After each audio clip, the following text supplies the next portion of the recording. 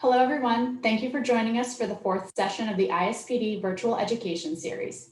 Today's debate will be expanded NIPT that includes conditions other than trisomies 13, 18, and 21 should be offered. Lieve Christiaens will be arguing the for position, and Sylvie Langlois will be arguing against. Lyn Chitty will serve as the moderator. The format for our debate will be an introduction and initial poll of the audience, followed by the for and against arguments. We will then have time for questions from the audience before each debater gives their rebuttal. We will close out the debate by polling the audience again. Before we get started, I have a few announcements to share. If you need technical assistance, please use the chat function for support. Presenters have pre-recorded their initial statements. Throughout the broadcast, you can submit questions for the presenter using the Q&A function. We will address these later. You can use the thumbs up button to vote for questions that you like the most, which will push them higher in the list. You may also choose to raise your hand to ask a question, and the moderator may call on you if there is time. Statements expressed by the presenters are those of the participants individually and do not represent the opinion or position of the International Society for Prenatal Diagnosis. This event is being recorded. If you do not wish to be recorded, do not raise your hand or speak or submit a question in the Q&A. I will now welcome Lyn Chitty to introduce the debate and conduct the initial poll. Thank you, Paige, and welcome everybody to the second debate in our 2020 ISPD Virtual Education Series. The debate will debate expanded NIPT that includes conditions other than trisomies 13, 18, and 21 should be offered. And before I go any further, I would like to ask Paige to put up the polling, and I'd like you now to vote. Do you think that it should be that expanded NIPT should be offered or not? Oh, great. There's lots of voting going on here. We can see it not very active. Keep going, everybody. Keep going. We're slowing down a bit. It's about 2 to 1 here at the moment.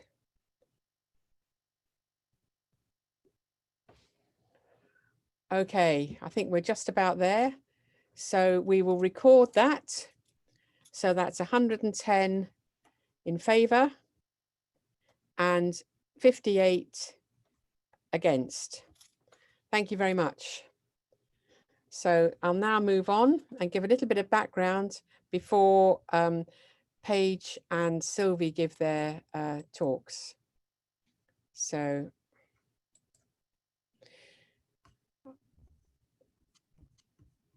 let's take away the polling screen.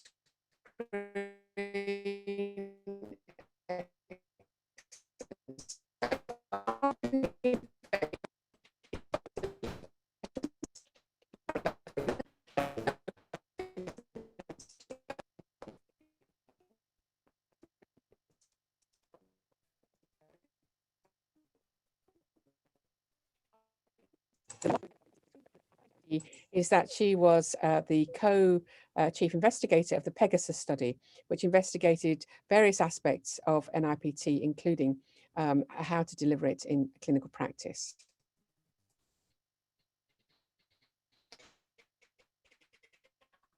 I'd just like to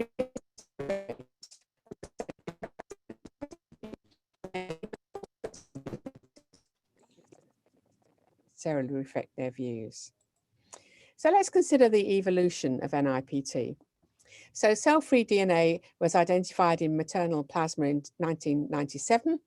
And then shortly afterwards, or not shortly afterwards, actually about nearly 10 years later, it was 10 years later before trisomy 21 was detected using analysis of cell-free DNA. Then things began to move really rather rapidly.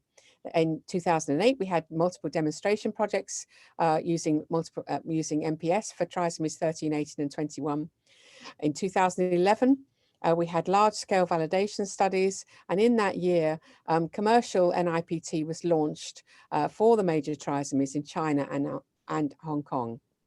From 2012 onwards, there was rapid worldwide commercial rollout in many, many countries, again for the major trisomies.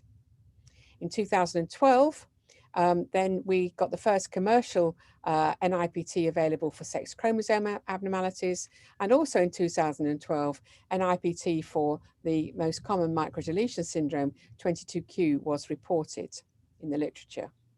From 2012 onwards, national bodies began to support contingent NIPT, so that's NIPT after another screening test, so NIPT, contingent NIPT screening for the major trisomies, and this is sort of rolled on since 2012.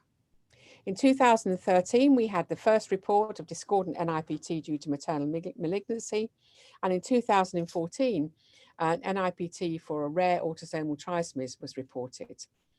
And since that time, as you know, there's been various commercial developments, both for microdeletion syndrome testing, for expanded NIPT, and we also know much more about discordant NIPT or abnormal NIPT results and maternal malignancy. And then in 2020, NIPT was implemented as a first-line test for the major trisomies in the public sector. And it has also been recommended for use in this way by the American College of Obstetricians and Gynecologists. So a little summary here. So national and international bodies all support NIPT as a screening test for the major trisomies, either as a contingent test or as a first-line test. Many do not support NIPT screening for sex chromosome abnormalities, and none, as far as I could ascertain from my reading, currently support NIPT as a screen for microdeletion and duplication syndromes or for rare autosomal trisomies. And ISPD has debated this topic in various forms in the past, and I'd just like to summarize where we were. So in 2015, we debated that we considered whether NIPT should routinely include microdeletions and duplications. And in 2017, again, whether cell-free DNA should be used to identify all chromosome abnormalities. And at that time, both of those debates resoundingly agreed that we should not be doing this at that time, and that the addition of additional screens for sex chromosome aneuploidies, microdeletions, and rare trisomies, basically there was less validation, it decreased the detection rates and increased the false positive rates. And it was considered that we needed more validated studies. It might increase parental anxiety, increase invasive testing, our health costs, and we certainly needed better counselling. So in these debates, the harms very much outweighed the benefits. In 2018, the debate was NIPT results suggesting maternal cancer should always be disclosed. And both before and after the debate, there was agreement that they should be disclosed. I have to say that the only disagreement here was in the debaters, who both claimed victory because the vote swung by one vote in one direction or another. But overall, I think we all agreed that the benefits here outweighed the harms. And then last year, in 2019, we focused on rare autosomal trisomies and debated whether the benefits of screening for rare autosomal trisomies outweighed the harms. And here, the audience was completely balanced before and after the debate. So, what is the verdict in 2020? I'd just like to highlight the fact that these debates are written up and published in Prenatal Diagnosis and can offer quite a good source of reference. So here we are about to join the debate that expanded NIPT that includes conditions other than trisomies 13, 18 and 21 should be offered. And Lieve is going to start the debate, followed by Sylvie, and then it'll be over to you to ask questions and see if you can influence the outcome. So on that note, we will proceed with Lieve's talk. It is my pleasure to participate to this debate today.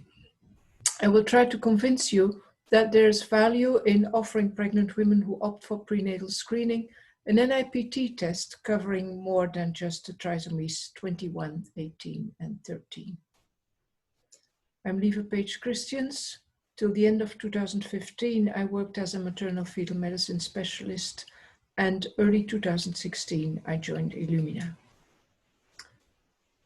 Conditions other than trisomies 13, 18, and 21 include sex chromosome anomalies, currently widely offered in most geographies, rare autosomal aneuploidies, large CNVs, and selected microdeletions and microduplications, currently offered in some countries and by some providers, and selected single gene disorders, currently in a phase of early clinical experience. Although fetal sex can be considered a condition, I have not included it in the list of conditions prenatal screening should be offered for. The mainstream opinion is that we cannot withhold information on fetal sex from parents who want to know when it is available in the laboratory. For today's debate, I will concentrate on rare autosomal aneuploidies, large CNVs, and selected microdeletions and microduplications.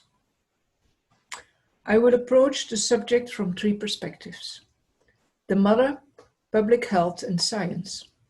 You as an audience and I as a speaker all belong to one or more of these groups, and those belongings and our personal experiences framed our conviction. The pregnant woman is at the center, and all other perspectives are there only to serve her.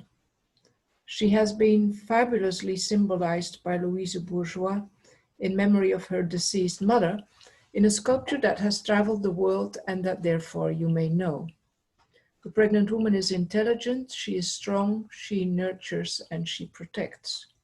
Then why does she choose prenatal testing? She chooses prenatal testing because of not feeling able to create the best conditions to care for a child with a disability. She chooses prenatal testing because she values having information during rather than after pregnancy. Her motivation for having prenatal screening is the wish for a healthy child, not the wish to exclude Down syndrome. And termination is not her only reason for testing, and less so since the introduction of NIPT. Let me show you some substantiating data. On the left-hand side, you see a study in pregnant women who had the choice between different resolutions for a SNP array at invasive testing. They had been thoroughly informed by a clinical geneticist. As you can see, the majority of women chose the high resolution test. Although 15% of them had an unfavorable result, 90% was satisfied about their choice, and most indicated that they wanted to make that choice solely themselves. On the right-hand side, you see a study in pregnant women who had a choice between targeted and expanded NIPT, and again, most chose expanded NIPT. Studies on satisfaction afterwards are forthcoming. I now move from the mother to the societal aspects. The metaphor, open the kimono, has been used in this context by Diana Bianchi. It means be transparent and release available data. ACOG and ISPD did not limit the scope of prenatal genetic testing to 3 chromosomes in their overall guidance on prenatal testing. And in the latest ACOG practice bulletin, invasive testing with microarrays considered an equal and maybe between the lines even better alternative than targeted NIPT. Hence, there's some sort of consensus on the principle of the objective of prenatal screening. This is also reflected in an advice in July this year of the Multidisciplinary Advisory Committee of the Dutch Health Council, that after assessing available published and unpublished scientific evidence, advised the Minister of Health to use genome-wide techniques in the future National Prenatal Screening Program. They concluded that some additional findings can be considered to lie within the scope of the objectives of prenatal screening, and that genome-wide techniques will allow for future expansion. In this context, very often the criteria of Wilson and Younger are cited. These were commissioned by WHO in the mid-60s and described diseases suitable for incorporating in a screening program. The criteria focus towards asymptomatic health problems and towards reducing mortality and morbidity by early detection. Because the criteria did not suffice for the era of genetic screening, Anna Anderman, also WHO, 40 years later adapted the criteria and added new ones that had emerged during those 40 years in literature. And these new criteria shift away from paternalism towards autonomy of the well-informed individual, towards the right to refuse to participate in prenatal screening, or I would rather say decline, towards acknowledging the relevance of rare disorders, and towards equal access. As well in the old as in the new criteria, principles of proportionality between benefits and harms remain important. And in the Kimono paper for expanded NIPT, these benefits and harms have been summarized as follows. Expanded NIPT can resolve some false positive results and test failures due to aneuploidy of a denominator chromosome that remain unexplained and unresolved by targeted tests. Expanded NIPT enhances reproductive choices because it allows to detect additional anomalies and identifies some high-risk pregnancies. And expanded NIPT relieves from uncertainty and avoids false reassurance.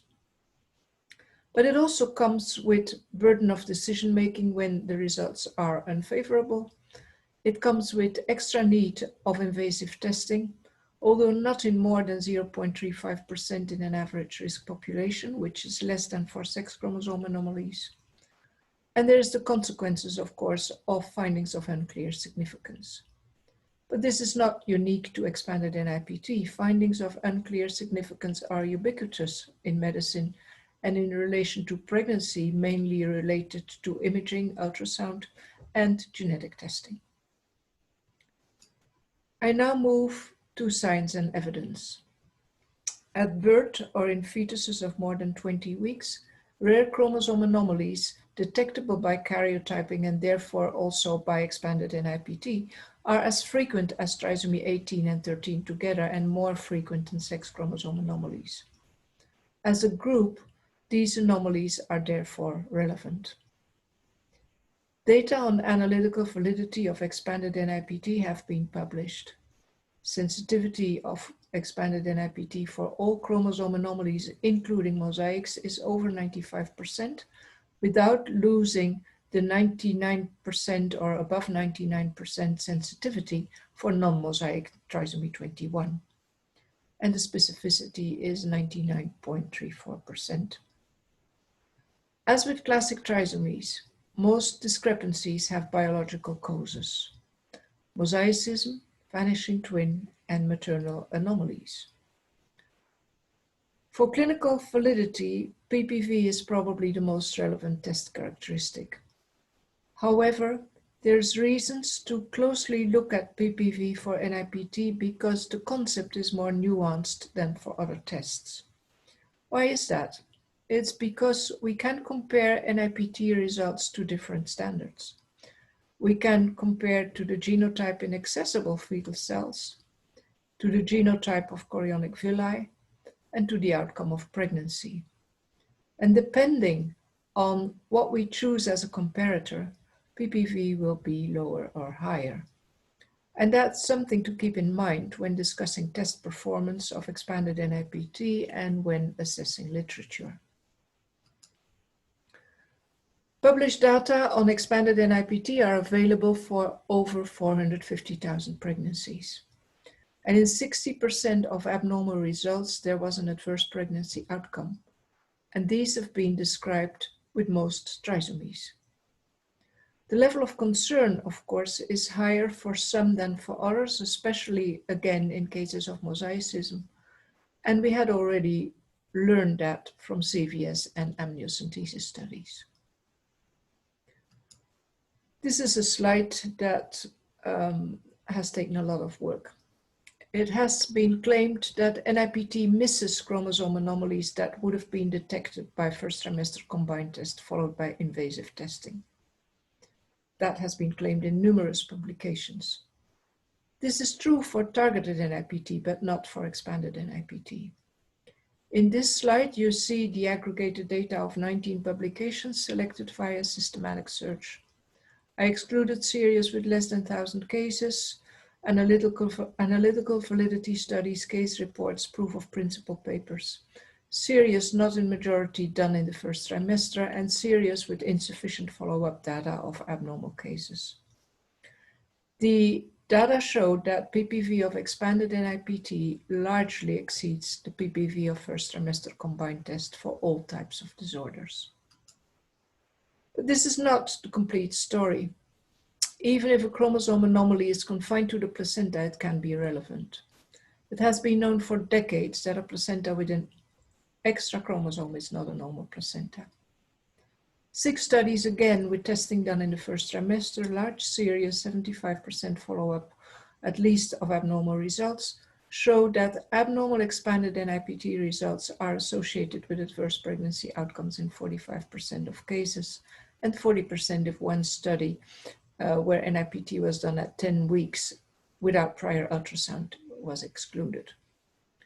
When we compare those figures with data from the FASTER study or the PLGF combined with maternal characteristics study done in London, we see that again, PPVs of expanded NIPT are superior. Huge efforts are being made by the obstetric community to prevent or delay preterm birth and to identify fetal growth restriction before fetal anoxia occurs and before stillbirth.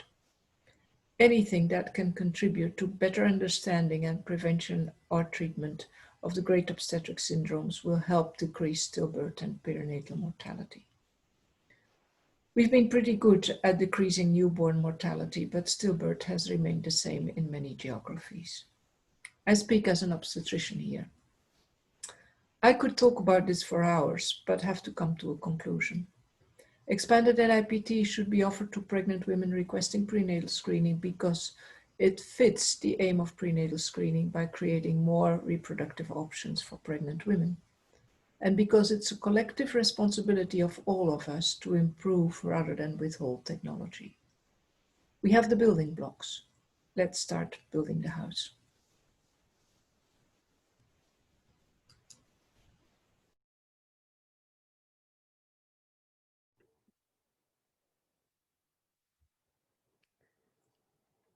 Good morning.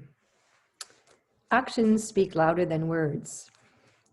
A 2020 publication by leaders in this field showed that NIPT is publicly funded in a very small number of countries. And if we look at what's offered in those countries, most of them offer only screening for the common aneuploidies. That is the correct approach. And the arguments against expanding NIPT that I will make for you are 2. Point number 1, conditions being considered fail to meet the recognized criteria for screening. And points number 2, screening of more conditions has significant resource implications and cost-benefit analysis are lacking. So let's go into the detail of point number 1. The NIH Task Force for Safe and Effective Genetic Testing, as well as ISPD, ACOG, and ACMG, all state that to endorse screening, there needs to be data to establish the clinical sensitivity, specificity, and positive predictive value of the test proposed. And the study sample must be drawn from a pregnant population that we in clinical practice intend to screen. In reality, this means that a population is administered the screening test, and then we have proof as to whether or not the pregnancy was affected or unaffected. So for the sex-chromosomal aneuploidy, the clinical studies need to have cytogenetic outcome of all pregnancies, either through prenatal testing or postnatal testing, because a newborn exam will fail to detect a number of cases of sex-chromosomal aneuploidy. So what is the data? We have 21 studies in the literature that do have this kind of cytogenetic outcome. And although combined, they provide sufficient evidence for this detection rate for Turner syndrome, because there's enough affected pregnancies that have been screened. The numbers are way too small for the other sex aneuploidies to reach valid data on detection rate. For microdeletion syndrome, the situation is even worse. We do not have a clinical trial because we're dealing with rare condition, and no one has embarked on such a large study that would have appropriate outcome data. So the detection rates are based on a validation study which was carried on artificial samples. We don't know that that behaves like pregnant samples. And there were only 6 affected pregnancies. So really, we do not have valid data on detection rate. For the rare autosomal trisomies and the structural anomalies, we have 2 large studies, the Triton 2 study, which was done on a population of over 56,000 pregnant women, and a publication by Liang et al. Of expanded screening done on a population of over 94,000 pregnancies. However, the outcome data for the Triton study was not newborn exam. They relied on the laboratories to report back on missed cases. So the authors themselves say that the overall sensitivity for rats and structural anomalies cannot be calculated. For the Liang paper, they did publish detection rate based on prenatal testing or newborn exams. But despite their large study, the number of cases was small, and so the confidence intervals are very large. And given that, really, we do not have good detection rate data to provide the patients about these screens. So that's lack of data for detection rate. What about data for PPV? Well, we do have more data on PPVs because it's easier to generate. You have a clinical study and you follow all the positive cases and determine if they were true positive or false positives. But I want to point out that the data that is published reflects an overestimate of PPVs. And the reason for that is that, one, most of the studies do not have outcomes on all their positive. And so they will be more likely to have outcome on pregnancies that had an ultrasound abnormality or newborn exam that was tested because they were features on exam. So that will overestimate your PPV. And the other reason is that most studies are done in mixed population. So again, if you have a population that contains positive screens or large NTs or ultrasound anomalies, you will have a higher incidence of chromosomal anomalies and therefore a higher PPV. And that has been demonstrated by the Triton group, who compared their incidence and PPVs in Triton 1 versus Triton 2. And you can see that the PPVs were much lower in low average risk population.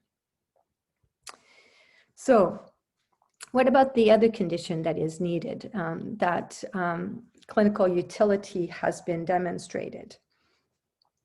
So when we talk about clinical utility, we talk about more benefits than risks. And papers that have published on clinical utility largely focused on the number of cases detected, but very few discuss the risks associated with the screening. So I reviewed those studies to identify and quantify some of these risks so they can be balanced against the benefits. So let's use the common trisomies as a benchmark. From the Triton study, we can see that we benefit about 0.4% of the population, and the risks are low because there's few false positives and no incidental findings. So the benefits outweigh the risks. How does sex chromosomal aneuploidy compare? Well, we can see that based on positive rate, then the uptake of diagnostic testing, and then PPVs, at the most, we will benefit 0.2% of patients. But in terms of risk, we have about 0.5% of pregnant women who receive an uninterpretable result. This leads to increased anxiety and more need for counseling, and some will have unnecessary procedures. And then when we look at the women who have a true positive, they're now facing a very difficult decision given the phenotype associated with sex chromosomal aneuploidy. So the risks to the population outweighs the benefits. What about microdeletion syndrome? Well, here you'll see that the true positive in an average population, so that was the population in the Martin paper without ultrasound anomalies, we're down to benefiting 0.03% of the population for 22q diagnosis, and even less, 0.02% for the other microdeletion syndromes. The risk, well, in the same paper, they report on 3.7% of women receiving a risk unchanged for 22q and 20% risk unchanged for one of the other microdeletion syndrome. We know that that still means a low risk, but for these women, suddenly they perceive it as a higher risk. It raises their anxiety, they come for counseling, and a number of them will want an invasive procedure because of this now perceived higher risk. So risks definitely greater than the benefits to the population. In terms of rare autosomal trisomy, using the data from the TRIDENT-2 trial, now we're looking at a true benefit for those true positives, 0.007%, such a small number. But we have 0.18% that have a positive. So most of these women are false positive, but now they'll be considered higher risk pregnancies, they'll undergo increased surveillance, potentially increased intervention. And that's not to mention the women who are found to have complex pattern that may be a reflection of a malignancy. Again, increased surveillance, increased intervention, and no one has demonstrated an improved outcome. So risks greater than the benefits. And finally, for the structural anomalies, the true positives are low again at 0.05%, but they report on 0.02% of women that are found to have a copy number variant associated with myeloid neoplasia. Some of these women even underwent bone marrow biopsies. All of the women had negative testing, no evidence of myeloid neoplasia, yet they're all going to be now put on some surveillance program. I say to you, the risks to these women were greater than the benefits to the population. So if that's not convinced you already, here's my second argument. Expanded screening has significant resource implication. I've talked about the resource needed to deal with the positive screens, but I want to make the point that even more resources are needed for appropriate pre-test counseling. It's important in the context of the prenatal visit that enough time is allocated to go over with these women about the conditions that we propose to screen. What are the phenotypes? What are the expected results? True positives, false positive, no results, uninterpretable results, potentially maternal results. In the TRIDENT study, women were offered 30 minutes of counseling provided by a certified obstetric counselor. I venture to say that around the world, counseling is done in a lot less than 30 minutes by healthcare providers who have limited knowledge about the conditions we're proposing to screen, and even less knowledge about what a positive result means. So before we consider expanding an NIPT, programs would need to invest a huge amount of resources for the development of appropriate educational material for both healthcare providers and patients, so that patients can still make informed decision. So clearly, expanded screening means increased costs, so a great need for cost-benefit analysis. So in conclusion, there are numerous arguments against recommending NIPT for more than the common trisomies. And the message to our patients should be that more is not always better. Thank you. Thank you very much, Lieve and Sylvie, for your initial arguments. They're very, you've given us good food for thought here.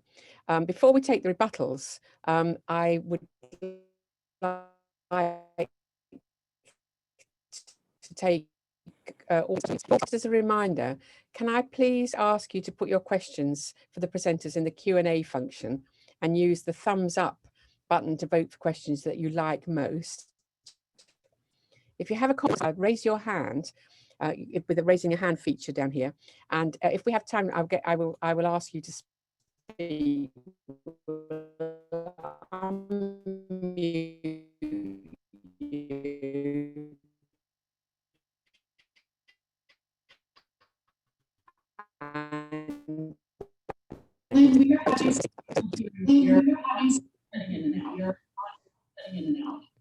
I can't hear you.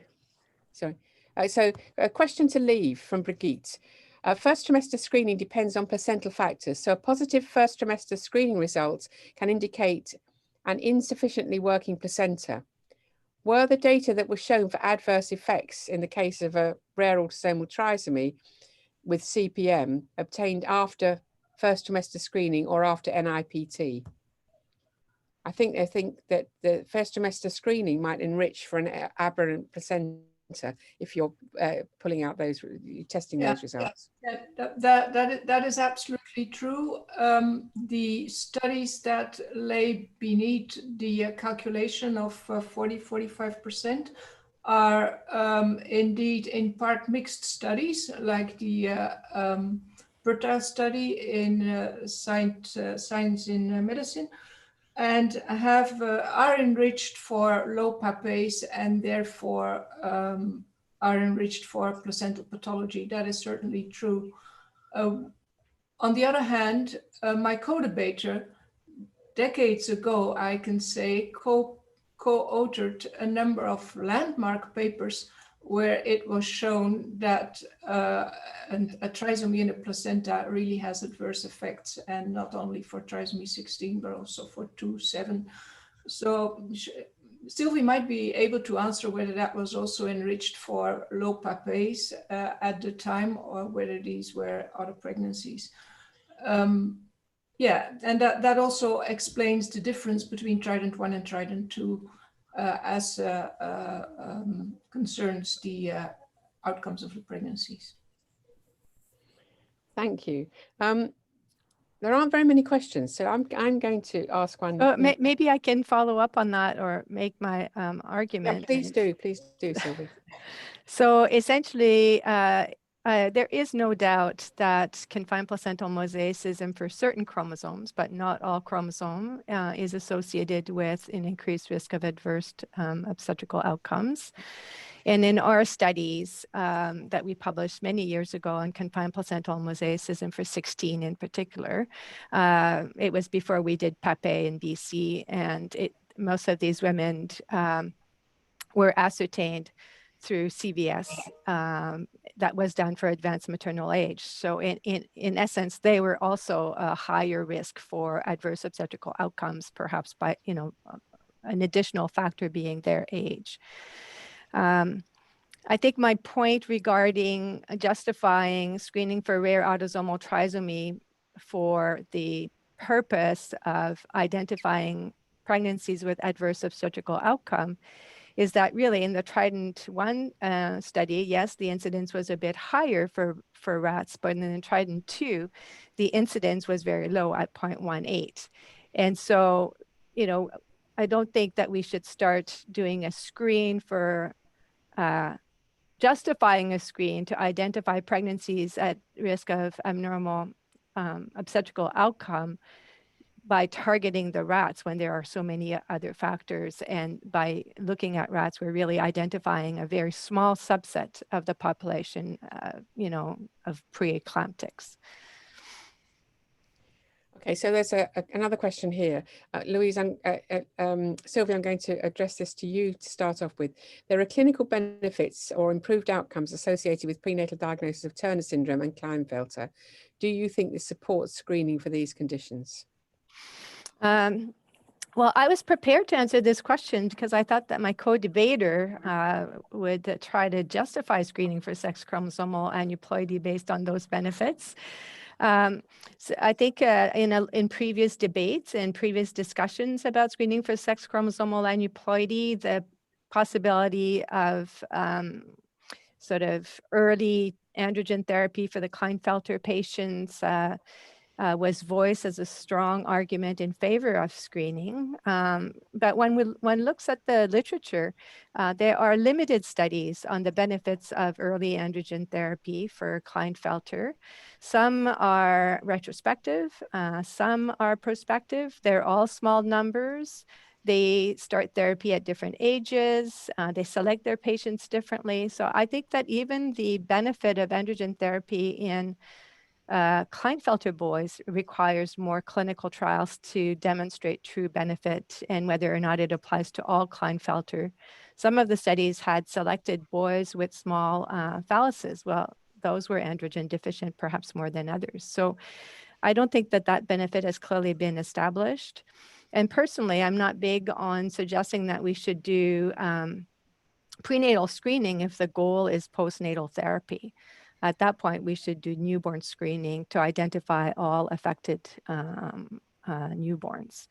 So I don't buy the argument that we should screen prenatally for the benefit of postnatal therapy. Okay, thank you. Lieve, you want to come in? Yeah, I can't but agree, and that is one of the reasons why I didn't discuss it, because Klinefelter and Turner may have advantages to know early, but then newborn screening should be okay. And the other ones can come with some, yeah, some cognitive impairment, but I think sex chromosome anomaly screening largely is offered as a cover-up for offering sex determination. And in a world where that is an opportunity to be abused with detrimental effects on women, I think that is not something we should defend. Okay, That's thank you. Personal opinion.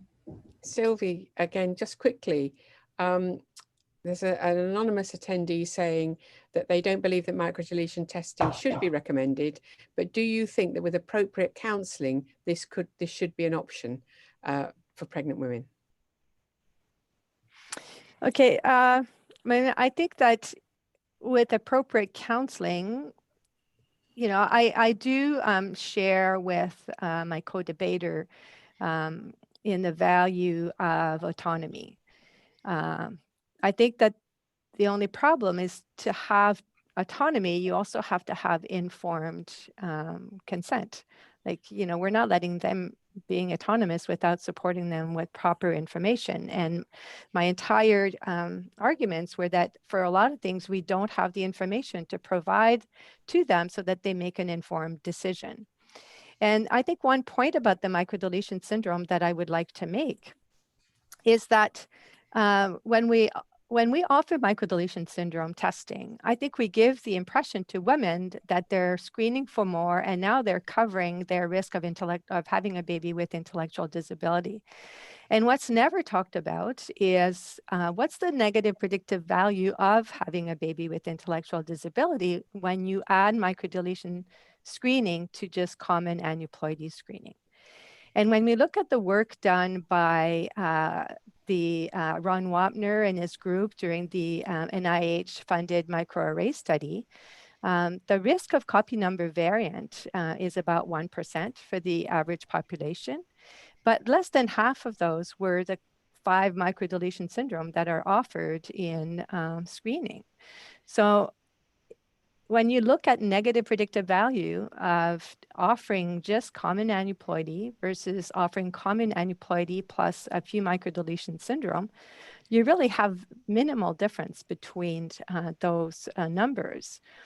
And so I think it's false reassurance to offer microdeletion syndrome.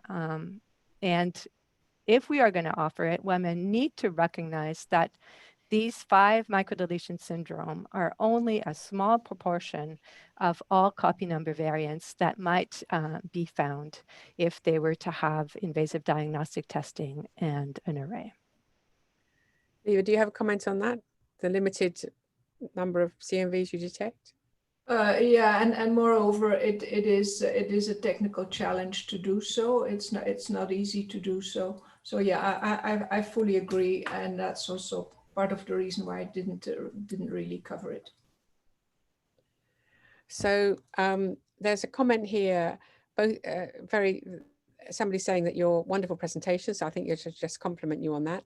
And the comment is about counselling, actually, the importance of prenatal genetic counselling by a GC or a consultant clinical geneticist. She comments that this isn't happening in many practices, and therefore the lack of counselling is potentially causing more harm than good.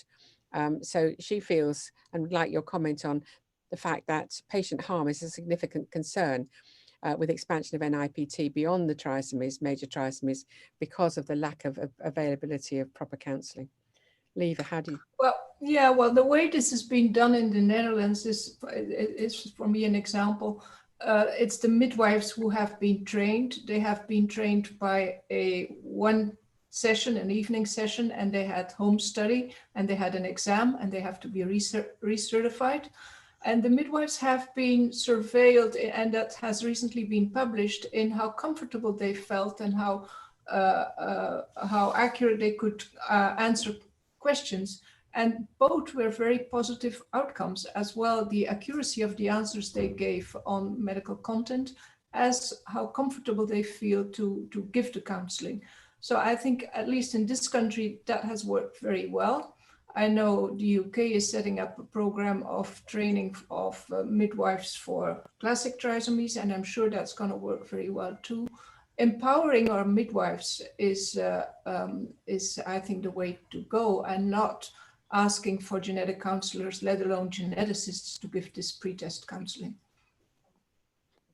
Well, certainly in the UK, we will only be offering it for the major trisomies. So I think educating midwives to counsel about trisomies is one thing, because they've been doing that for years with combined testing. But the point here was the expanded testing and adequate testing for the expanded range of testing. So CMVs, rats, and all the rest of it. So Sylvie, what do you think about the availability of counselling and whether that's going to do harm? Well, I think that, I applaud Netherlands. And for having invested in the education of all these midwives. I think in a lot of the world, that the entire way maternity care is provided doesn't allow us to easily have the same impact or ability to educate our providers. In Canada, pregnant patients are seen by family physicians. They may be seen by midwife. They're transferred to obstetrician later in care. We have had to put a huge amount of effort just so that they can counsel appropriately about screening for the common aneuploidies. I think that it would be, at the moment, a huge challenge to be able to allow, sort of educate them so that they can counsel appropriately if we were to expand NIPT to whole genome, or even, microdeletion syndrome, or and I don't think Canada is very different than how maternity care is provided in a large parts of the world. And then the other point I want to make is that, I applaud the Trident study for presenting their data, and for, sort of not just implementing expanded NIPT, but actually doing it in a way that they can collect the data and report on it. But even these women who were informed after 30 minutes, I think that before they did the study, they had no idea they would find so many sort of copy number variants that might be associated with myeloid dysplasia, which these women then, required and will continue to have testing for years, because we don't know what it means. So if you don't have the data because you've not done it in large numbers, it's hard to even say that we're providing, informed, or the ability to make informed decisions. Thank you. So there's a comment here saying, I've heard about false positive discussed, but we haven't heard much about the false negatives. And in their centre, they have had a lot of false negatives, particularly for 22q. So the question is, do you feel this is being discussed in practice by most providers in your area? So the fact that you're having a test that may not pick up things.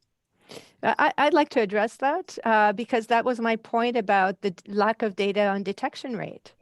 You know, there were a few sort of experiments done in the laboratory on artificial samples. We don't know they behave quite the same as real pregnancies. From those, you know, detection rates are being published. And maybe the true detection rates are lower than what's published. And if they are, then it's not surprising that you will see false negatives.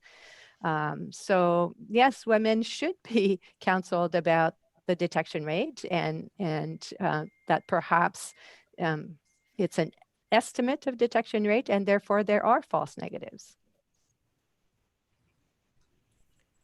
Okay.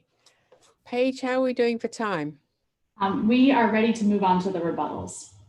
Okay, so thank you very much, audience, and I'm sorry that we didn't get to all of your questions. I'm now going to give Lieve and Sylvie 5 minutes each to respond to the questions and give their rebuttals. So Lieve, off you go. Yeah, okay. I like to start with your comments on society support. That is very true, although the ACMG guideline states at the beginning that we should see the guideline in the time frame that it has been written and that it doesn't claim validity for all the years to come. I think that's a very nice starting statement, and it's very true too that it's a lot of work to write a guideline. You don't do that again every year. And it could be very well if these guidelines are being rewritten right now, that they do prudently start to recommend looking at including other anomalies, especially the whole chromosome and the large CNVs are, I think, the first ones to think of. The Dutch Health Council again has taken the lead by its advisory committee that has advised the Minister of Health that after they had seen published but also unpublished results, that they see value in expanding NIPT beyond the 3 classic trisomies. So I think we are slowly going there. I share Sylvie's concerns about the leukemia 5q, 20q observations in Trident. That is really difficult.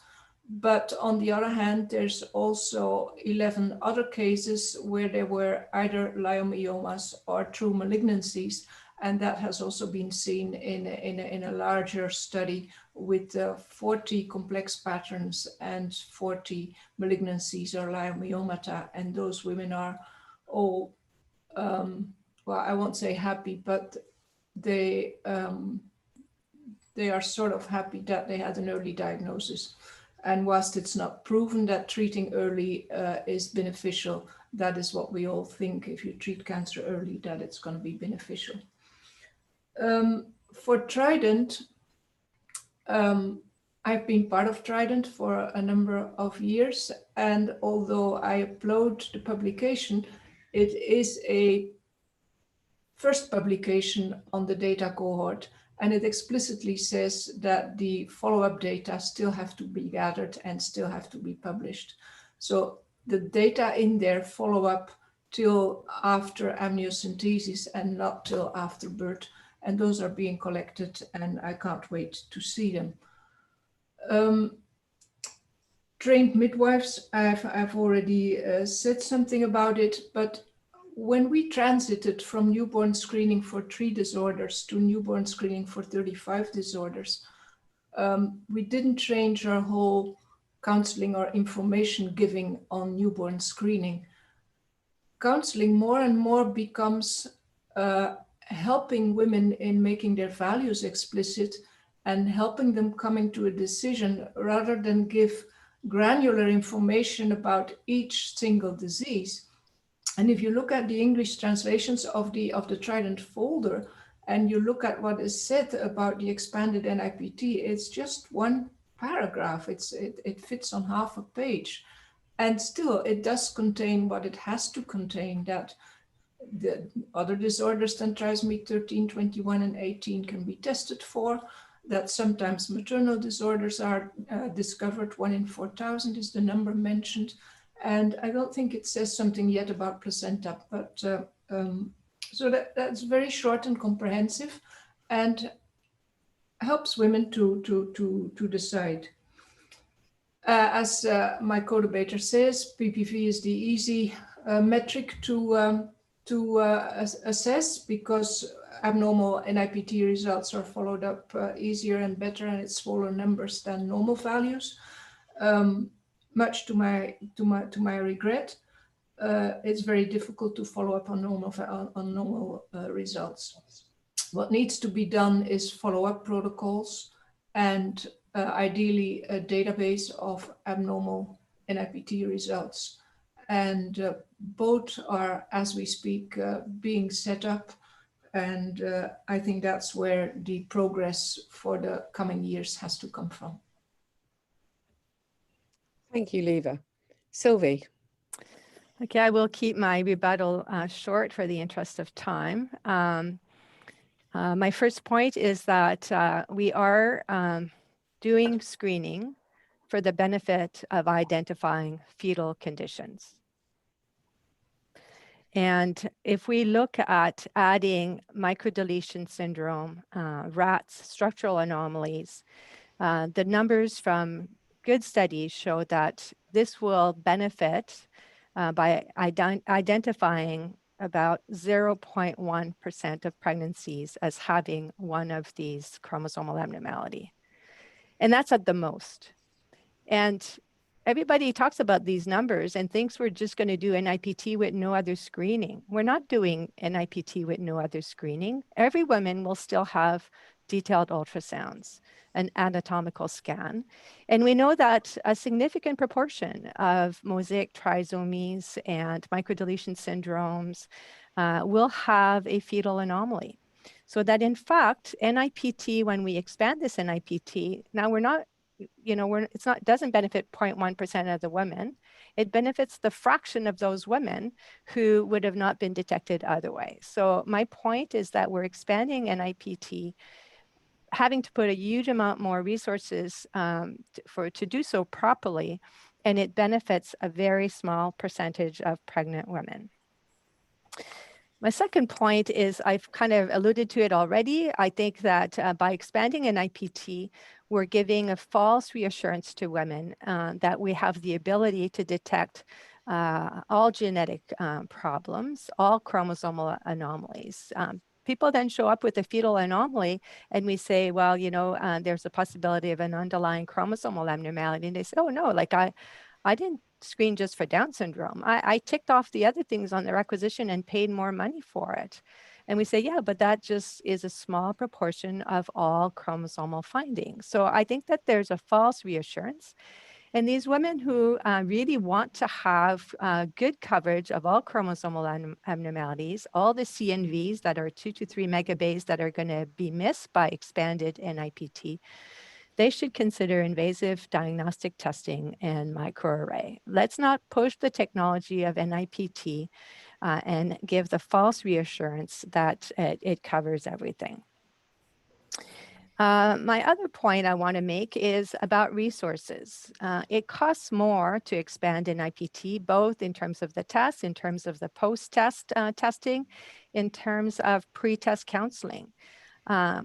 I think that to invest all these extra resources for the benefit of, I've pointed out to you, maybe 0.05% of pregnancy, seems like the wrong things to do when we have conditions that affect pregnant women, like preeclampsia, that affects 3 to 5% of pregnancies, and some women die.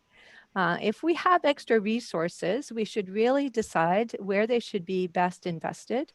And, Lieve was talking about the benefit of detecting pregnancy at high risk of obstetrical outcomes by detecting rare autosomal trisomies confined to the placenta. Well, I think we should, instead of doing that, we should actually look into implementing screening for preeclampsia that will screen for all causes of preterm preeclampsia by really looking at maternal factors, placental factors, and not doing it through NIPT. We're trying to detect congenital anomalies. Let's invest resources so that more women could have a good fetal anatomical scan in the first trimester. There's lots of other places that we could improve pregnancy outcomes, fetal outcomes, and I don't see ourselves as wanting to invest more resources in expanded NIPT. And finally, we all agree. I think every guideline, Lieve has pointed out that the guidelines are should move with time. I agree with her, but the actual first criteria that all guidelines will continue to have is that women need to make informed decision. And I venture to say that at the present time, it would be impossible for women to make an informed decision about expanded NIPT, given the lack of educational material and information that available to them to make that informed decision. So my vote is against expanded NIPT. Thank you. Thank you. Thank you very much, Sylvie. Now, I think we'll go for the vote now before I sum up. So could we have the re-poll, please, Paige, to see whether these debaters have influenced the views. Let's just see how we're going.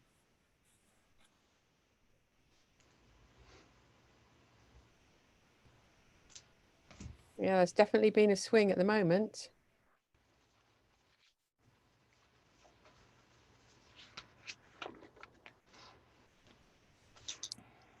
So Lieve, you can vote. We started out, I think it was 167 in favour and 58 against. And Sylvie, you have swung the vote. We've now got 75 in favour and 106 against. So you have definitely persuaded the audience that expanded NIPT that includes conditions other than trisomies 13, 18 and 21 should not be offered, which I think is largely in line with many of the international guidance or the national and international guidance.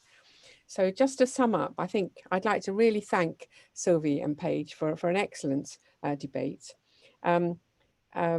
Lieve put the arguments from three perspectives and really focused on the fact that expanded NIPT creates more reproductive choices and that women should be given reproductive choices and have the autonomy to make those decisions.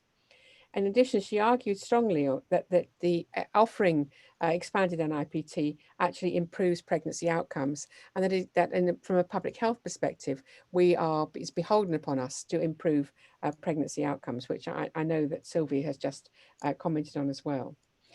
So Sylvie's perspective was very much that the expanded NIPT actually benefits for a very small percentage of women, that it may offer false reassurance, and that the resources required may be better used elsewhere.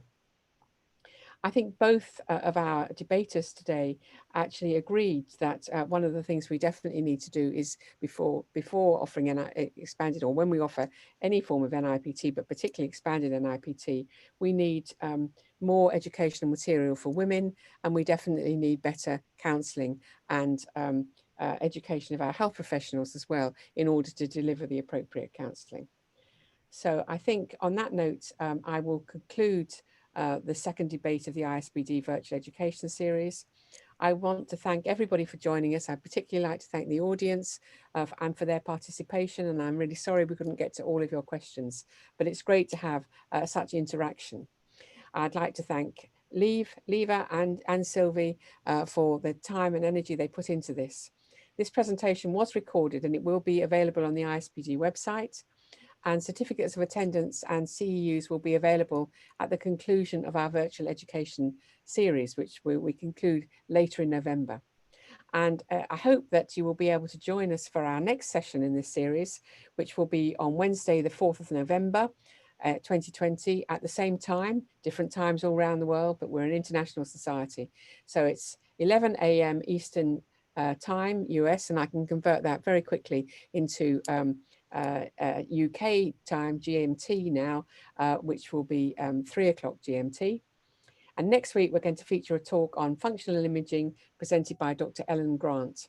So be sure to check the ISPD website for the link and to register and look at upcoming topics. And thank you all very much and have a good day, evening, night, wherever you are in the world. Thank you. Thank you. Thank you. Thank you.